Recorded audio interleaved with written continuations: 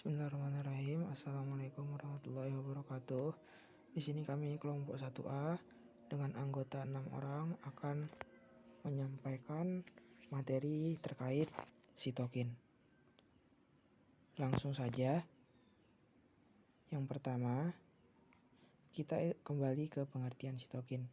Sitokin itu sendiri adalah protein yang dikeluarkan oleh sel dan berfungsi pada sel tersebut atau sel-sel lain di sekitarnya gitu. Adapun fungsi sitokin itu sendiri, yang pertama mengaktifasi sel-sel imun untuk mengeliminasi mikroba, yang kedua mengatur hematopoiesis, dan yang ketiga membantu terjadinya peradangan inflamasi gitu. Nah, jadi gambaran sitokin itu seperti ini ya teman-teman ya. Sel-sel penghasil sitokin di sini. Sel-sel penghasil sitokin di sini akan menghasilkan sitokin. Kemudian nanti dia itu akan menuju sel-sel lain di sekitarnya. Contohnya ini sel-sel lain di sekitarnya, di mana reseptor nanti akan menerima si sitokin itu. Nah, untuk sitokin sendiri itu kan dia itu nama umum. Nah, ada beberapa nama spesifik dari sitokin itu. Yang pertama itu ada monokin, yaitu sitokin yang dihasilkan oleh sel makrofag. Yang kedua, limfokin, sitokin yang dihasilkan oleh limfosit. Yang ketiga, interleukin, dan yang terakhir yang keempat itu kemokin, yang itu berfungsi untuk menstimulus pergerakan sel-sel respon imun ke tempat infeksi. Ya, kita lanjut ke cara kerja sitokin, di mana di sini yang pertama ada autokrin. Autokrin itu di mana sitokin yang dihasilkan akan berfungsi pada sel yang memproduksinya. Contohnya seperti gambar di bawah ini. Nah, ini sitokin yang dihasilkan, dia itu akan berfungsi pada dirinya, pada sel penghasil sitokin. Dia itu menempel pada reseptornya sendiri gitu.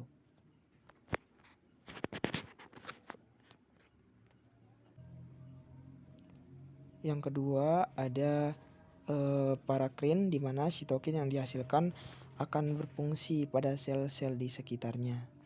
Contohnya seperti gambar di bawah, teman-teman bisa lihat sendiri.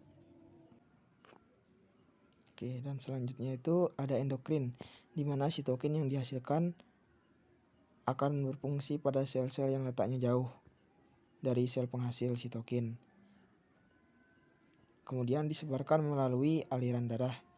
Nah, contoh dari sitokin yang endokrin ini yaitu cara kerja endokrin ini yaitu hormon.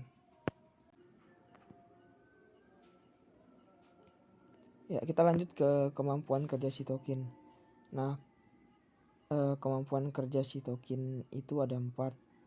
Yang pertama itu kemampuan pleiotropisme, di mana sitokin bekerja pada beberapa sel target. Yang kedua itu sinergi, sitokin bekerja sama menstimulasi suatu respon. Yang ketiga itu redundansi, di mana sitokin menstimulus respon yang sama. Dan yang keempat itu antagonisme, sitokin menghambat kerja sitokin yang lain gitu. Nah, di sini teman-teman bisa lihat sendiri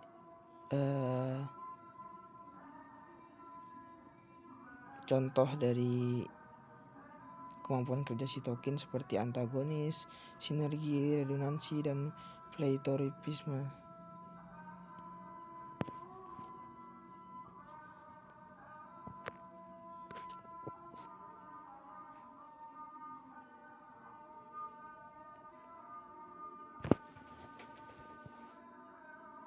Kita lanjut ke karakteristik sitokin.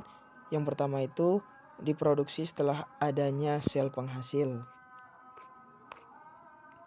Kemudian selanjutnya setelah diproduksi, sitokin akan diterima oleh sel-sel target melalui ikatan dengan reseptor di permukaan sel.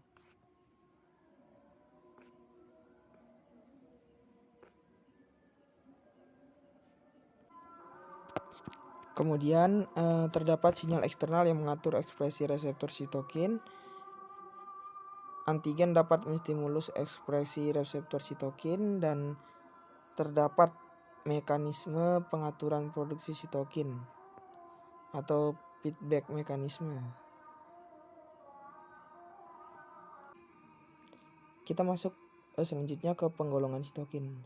Di sini ada 3 penggolongan sitokin. Yang pertama itu pengatur respon imun non spesifik, pengatur hematopoiesis, dan yang ketiga pengatur respon imun spesifik. Yang pertama kita akan membahas tentang sitokin pengatur respon imun spesifik. Nah, jadi di sini sitokin ini berfungsi menstimulus respon imun non spesifik. Nah, umumnya dihasilkan oleh sel-sel fagositik mononukleus. Contohnya sendiri yaitu makrofag. Contoh dari sitokin dalam golongan ini yaitu tumor necrosis factor dan interleukin 12. Tumor necrosis factor atau biasa disingkat dengan TNF disebut juga dengan TNF delta alpha diproduksi oleh makrofag sebagian besarnya limfosit T, sel NK dan sel mast yang berfungsinya adalah menstimulasi sel-sel leukosit menuju ke tempat terjadinya infeksi dan menghilangkan patogen. Hal ini akan memunculkan peradangan atau inflamasi. Sitokin ini banyak distimulasi oleh adanya infeksi bakteri gram negatif. Produksi sitokin TNFA yang berlebihan. Yang pertama dapat mengakibatkan sepsis atau septic shock. Yang kedua, pada kejadian sepsis, tubuh akan mengalami penurunan tekanan darah yang drastis setelah terjadinya infeksi terutama bakteri gram negatif. Yang ketiga, hal ini memicu kegagalan multi organ dan kematian. Interleukin 12. Interleukin 12 seperti gambar di samping diproduksi oleh sel makrofag dan dendritik yang mengenali antigen. Fungsinya adalah menstimulasi produksi interferon gamma, IFN gamma oleh sel NK dan limfosit T. Yang kemudian IFN gamma ini akan mengaktifkan makrofag untuk fagositosis, meningkatkan aktivitas toksik pada sel NK dan limfosit T CD8+.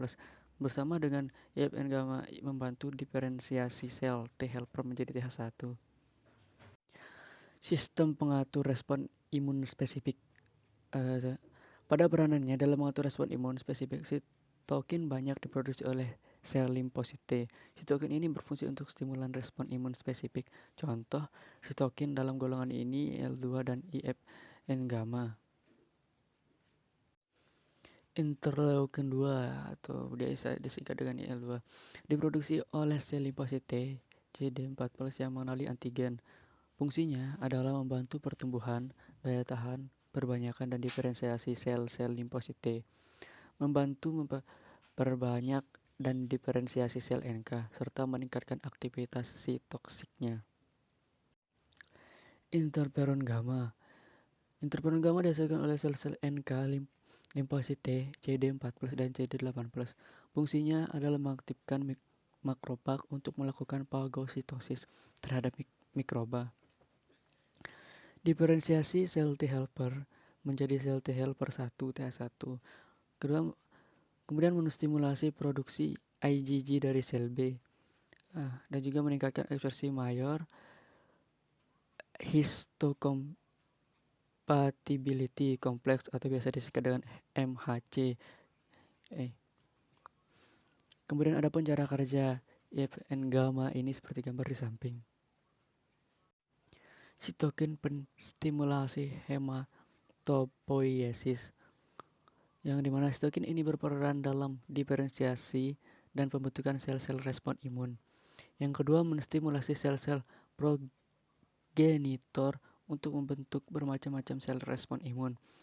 Contoh sitokin dalam golongan ini adalah IL-7 dan GM-CSF, granulocyte macrophage colony stimulating factor. Sekian dan terima kasih dari kelompok 1 materi tentang sitokin. Apabila ada kesalahan mohon dimaafkan. Assalamualaikum warahmatullahi wabarakatuh.